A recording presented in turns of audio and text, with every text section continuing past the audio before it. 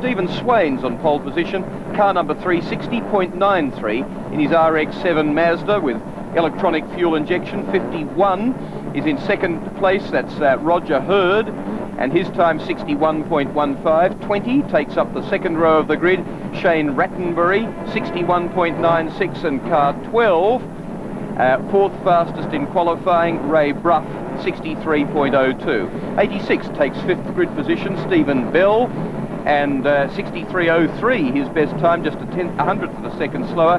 95 is Peter Stein in 63.16 his best qualifying time. 14 next Lupo in 65.22, and beside him at 38 is Mark Coram. Then in 8 and 4 as we get underway now, 14 vehicles away in what will be a very keenly and closely contested race. All manner of different vehicles there, but all have to be road registrable, and the man doing the job at the moment away from the start in 51 is Roger Hurd. Keith Midgley in Tasmania street sedan racing, as it is on the mainland, is a very important and hotly contested category. It certainly is, Will. This is a homegrown class. There are street classes all around the country. The rules for this one are sort of fairly well homegrown. The Roger Hurd car, it's a 5.8 litre Chev engine in that Torana. I've been lucky enough to have a few laps in it, one very hot Saturday, and I was one very hot driver after it. But basically, once Roger gets into third gear after the start, he really only uses third and fourth all the way around the circuit, because the engine produces so much torque that if he was to use second gear out of a corner, it would just start snapping axles. You can see it going sideways there as he started to squeeze the throttle open. So on a 20-minute journey, 1 minute 10 seconds completed now, so we don't know how many laps it'll be. It'll probably be 19, but we'll see. And Roger is a competitor who has raced for many years. He ran his own Mazda RX2 in street car racing for a while. Then Fred Krause, who owns this Torana, offered him a drive in the Torana, which Roger accepted gleefully. The car's last start was 2 years ago in this race. Yes, it's been retired for a while. Yes, and Fred just decided to bring it out, gave Roger another shot at the Street Car Championship, which he's never won. Roger, of course, has been racing HQs for the last couple of years, once again in a Fred Krause-owned car. And this car, it doesn't look all that flash, it doesn't look as good as an RX7, but crikey, it goes. It looks good on a dynamometer when the needle says it's got more than 400 horsepower, and it's starting to make good use of that now as he builds his lead this time, coming round to complete lap 2, sweeping round onto the straight again, mile and a quarter racetrack, 2.01 kilometres per lap. In third place, and catching, I suspect, is Shane Rattenbury, and he's got his own problem. He certainly does. Just a month and a half ago, Shane accidentally dropped the car trailer on his foot with the Mazda on it and has broken it in one or two places. But so he's been doing physio all week, and has a few problems because it's his right foot and it's the foot he brakes with. His Mazda does not have power-assisted braking, so the harder you push the pedal, the more it brakes. So the more your foot hurts. Yeah, the more your foot hurts. So, of course, Shane is also the defending champion. He won this race 12 months ago. He also won the Dunlop Series in Tasmania this year, which is run at Baskerville and Simmons. He finished on equal points with Stephen Swain, who he is following, but Shane won the series on a countback. So a hot peddler there in third place, trying to make up ground. And how did his qualifying time of yesterday, 61.96, compare with his best previous time? Well, Shane was saying to me yesterday he's gone faster than he's ever gone, but still could only manage grid 3.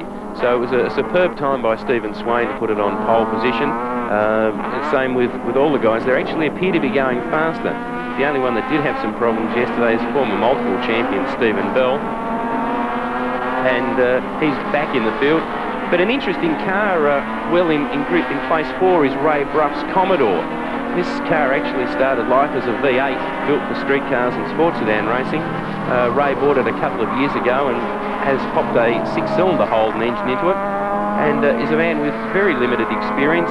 Formerly raced an XU1, then bought this Commodore, and he's performing quite well at the moment in fourth. 3.3 litre 6-cylinder engine, not in any way a thoroughbred race motor, but doing a good job in this 14-car field, being led by this car as he comes round to complete lap 4, and that is the driver of 51, Roger Hurd. Used to know his brother Selden. Wending his way round downhill now. This is a very tricky section of the Baskerville circuit, and have to blast through there to wind right up to the top part of the hill, a blind crest. This is coming down off this S-bend section, and boy, it's easy to sweep round in the middle of the screen there and run off track. And then they come up from there to the top of the hill, sweep off the top there, round onto the back straight, which is downhill. A lot to this racetrack, a lot compacted into its 2-kilometre circumference. Looking at Stephen Swain. Swain did a good job. He took pole position yesterday, but couldn't get that Wankel-powered vehicle off the line anything near as quickly as the big, booming V8 in car number 51, and indeed he hasn't been able to lap as quickly as it either. Rattenbury still doing well in 3rd place in 20. 4th place is Bruff. 5th place, hot on his hammer, 95 Peter Steyn. But this man appears to have it well under control. Roger Hurd in 51, Hobart resident. And then 4th place we saw there in close company with Steyn in 95. That was Bruff in car 12. The dice of the race at the moment, and Rattenbury trying to find a way to get forward. Still in 3rd place, but the defending street sedan champion. Got to find a bit of magic to do something against the enormous capacity of car number 51, Fred Krause's car. Sure does. Well, there's what's the old saying? There's no substitute for cubic inches. Yes, indeed. And actually, Roger Hurd comes from a racing family. His older brother Greg is a former Tasmanian street car champion, and his younger brother Darryl used to run a Formula 2 car. So racing's in the blood in the family. Roger's never had a great deal of success in this street car championship race. Probably started favourite on 4 occasions and has always had some slight problem, which has robbed him of the championship. But he's looking good at the moment. He is, but they've only been racing for 6 3/4 minutes in a 20-minute race, and one of the things he's got to do is keep that car tidy. The little Wankel in behind it, Stephen Swain, the Mazda, will not be stressing its tyres anywhere near to the extent of Hurd in car number 51, and if he does get untidy and slides it sideways, gets it cocked up a little bit, too much power on too early out of corners, very good overtaking manoeuvre there, got himself down inside the other car, and just as the car was about to turn, he was well and truly alongside him. It's the way to do it, to let the other driver see that you're there. But in fact, the gap between 1st and 2nd's only 1.3 seconds, and I reckon in the latter part of the race it'll be car 51 most disadvantaged. Down they come, and Swain still doing a good job. Hurd looks in the rear vision mirror of car 51, discovers the gap's come back to 2.2 seconds. Is this now the time at 12.5 minutes in a 20-minute race? But Swain in car 3, the lighter, the more aerodynamic, efficient, more nimble car, back in 2nd place, that he can start to try and make some ground on this big booming monster, the old Torana, with 5.8 litres ungraciously, unsubtly thrown in under the bonnet, but giving it such effortless performance. Mini Cooper S, Ford Escort, up in front, both about to be lapped. Cars with race and rally pedigree. In the case of the Mini, race, and to a lesser extent rally. In the case of the Escort, more rally than race. And the Torana did a pretty good job in racing in the hands of people like Peter Brock and Colin Bond, and rallied and rally-crossed indeed with Peter Brock. And that's the sort of operation where the Torana will be well suited, because he can lift his foot off the throttle, try and find a way round. As 21's out, that's Glenn Russell on his old XU1 type Torana. You can lift your foot without much penalty in that 5.8 litre V8 powered car. And in the Mazda you have to keep it wound up like a rubber band. Up the hill, great territory for the Torana, doesn't know it's a hill. The Mazda does, as Alan Moffat used to discover when he ran at places like Wanneroo in the west.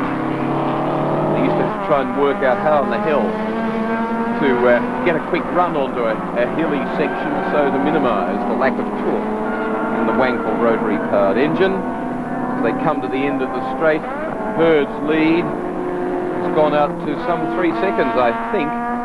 Let's see what it is as they come past the start-finish line. And Swain behind is 2.6 seconds in arrears. 18 minutes completed, 2 laps remaining now. And hot on the tail of Goff in 12 is Stephen Bell in 86, a long-time supporter of streetcar racing. This is the race leader, and the challenge is starting to develop. Oh, look at Swain now. Swain really is putting in some effort as he comes round onto the back section of circuit. They've been racing for 18.5 minutes, so there'll be this lap and probably 2 more.